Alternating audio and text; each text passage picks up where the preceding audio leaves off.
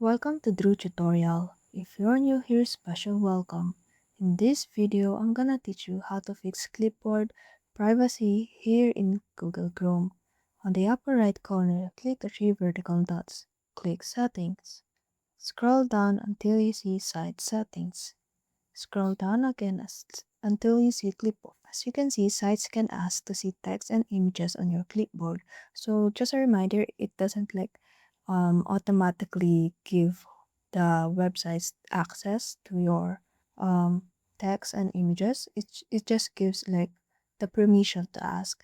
But what I do suggest for further privacy is to don't allow sites at all to see the text or images on your clipboard. So in this way, they really have no access about these kind of things. And the downside of it is just it might take you a little bit longer to put the saved information, like if you copy a text or something.